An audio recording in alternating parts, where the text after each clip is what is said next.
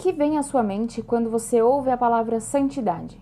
Uma vida distante da realidade? Pessoas perfeitas, inalcançáveis, quase fora do mundo? Ou talvez imagens de santos antigos com auréolas, mártires ou monges que parecem não ter nada em comum com a nossa vida moderna? Mas e se a santidade não fosse um privilégio de poucos? E se ela fosse, na verdade, o sentido mais profundo da existência humana? A fé cristã afirma algo ousado. Todo ser humano é chamado à santidade.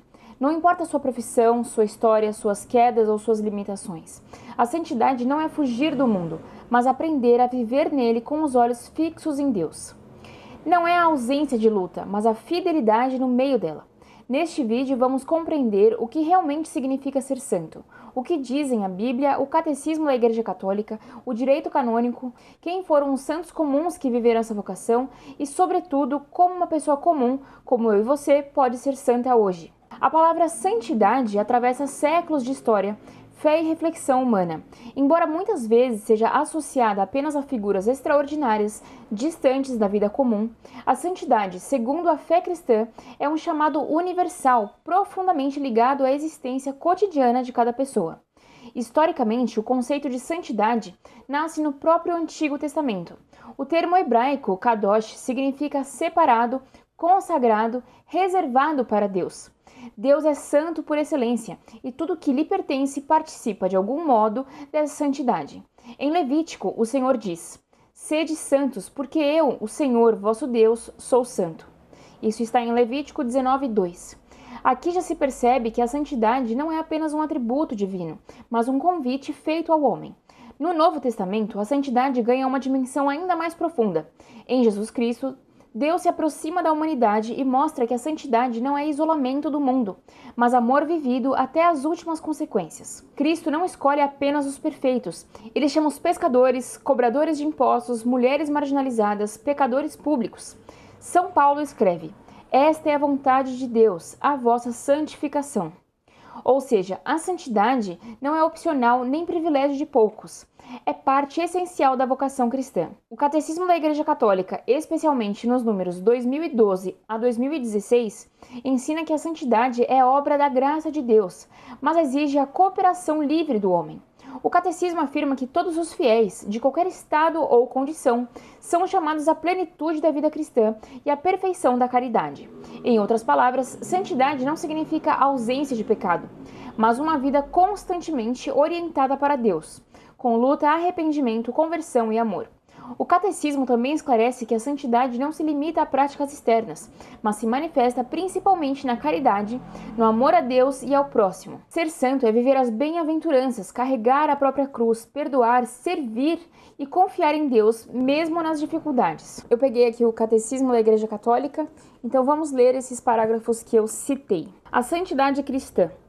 Eu estou no 2012.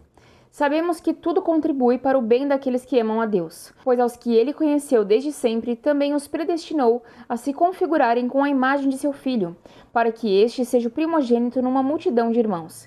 E aqueles que predestinou, também os chamou, e aos que chamou, também os justificou, e aos que justificou, também os glorificou. Aqui, a Igreja deixa claro que a santidade não depende de vocação religiosa, mas de resposta pessoal ao amor de Deus.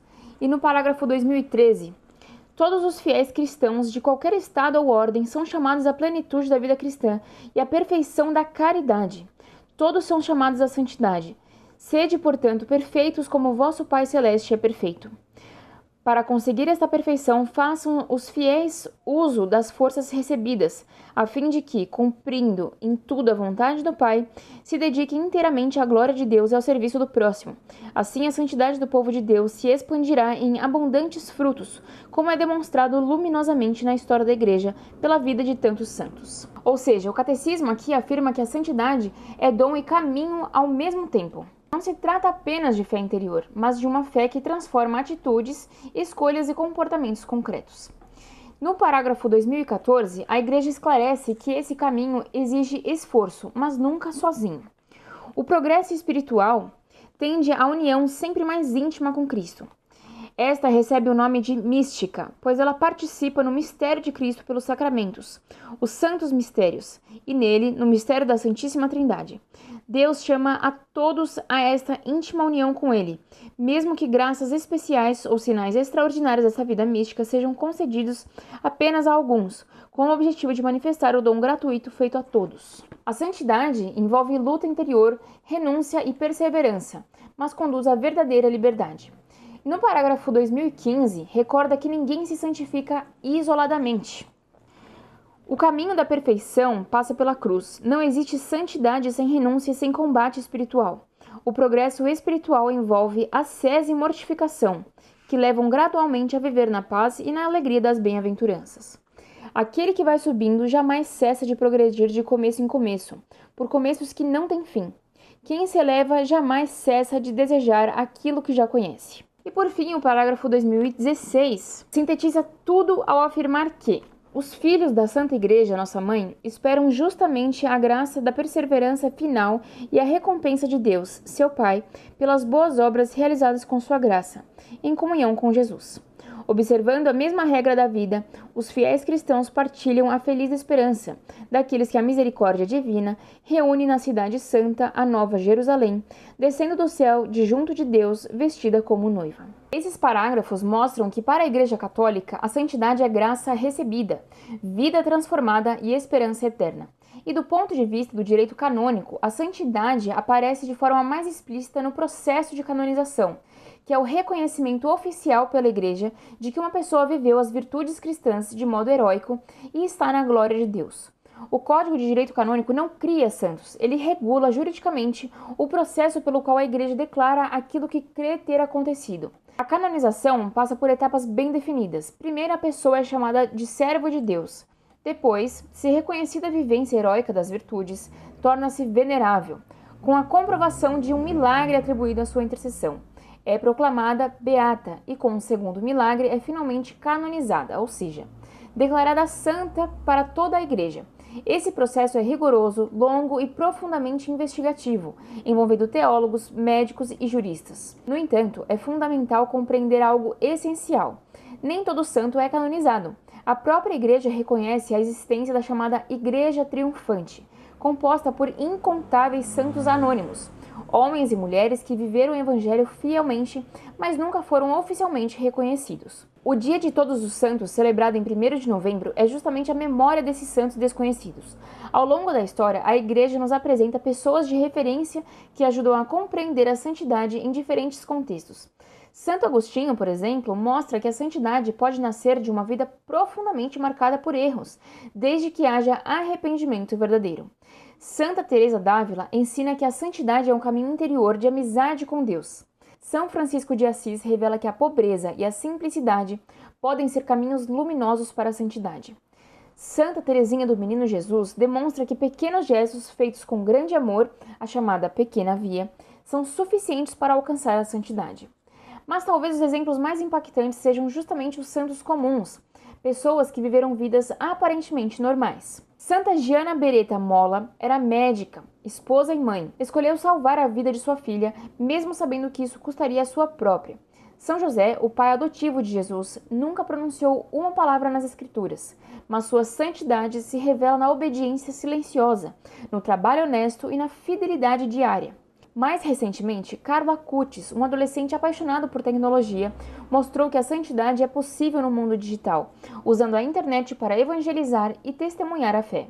Ele mesmo dizia: "Todos nascem originais, mas muitos morrem como cópias." Sua vida revela que a santidade não exige abandonar o mundo, mas transformá-lo a partir de dentro. Então, como uma pessoa comum pode ser santa? A resposta é simples, embora exigente. Vivendo o ordinário de forma extraordinária. A santidade se constrói nas pequenas escolhas diárias. Cumprir os deveres com amor, tratar os outros com dignidade, perdoar quando é difícil, ser honesto quando ninguém está olhando, rezar mesmo quando não se sente vontade, confiar em Deus nas provações. O Papa Francisco reforça isso na exortação Gaudete et Exultate, ao falar da santidade da porta ao lado, aquela vivida por pais e mães de família, trabalhadores, estudantes, idosos, pessoas que enfrentam dificuldades reais e mesmo assim perseveram na fé e no amor. Ser santo não significa uma vida sem sofrimento. Pelo contrário, muitos santos passaram por dores profundas, perseguições, doenças e incompreensões. O próprio Cristo foi assim. O que os torna santos não é a ausência de cruz, mas a forma como a carregam, unidos a Cristo. Em síntese, a santidade é um chamado universal, fundamentado na Bíblia, ensinado pelo catecismo, reconhecido pela Igreja juridicamente em alguns casos, mas vivido sobretudo no silêncio do cotidiano. É possível ser santo sem ser canonizado e, de fato, a maioria dos santos jamais será oficialmente reconhecida. A canonização é uma declaração pública, a santidade é uma realidade espiritual. No fim, a santidade não é um ideal distante, reservado a poucos eleitos. Ela é uma vocação real, concreta e possível para qualquer pessoa que, com suas limitações, decida amar a Deus acima de tudo e ao próximo como a si mesma. É nesse caminho simples e profundo que a santidade se constrói, um dia de cada vez. Aqui fica uma verdade que não pode ser ignorada. A santidade não é um ideal distante, é uma vocação possível. Ela não exige uma vida perfeita, mas um coração disponível.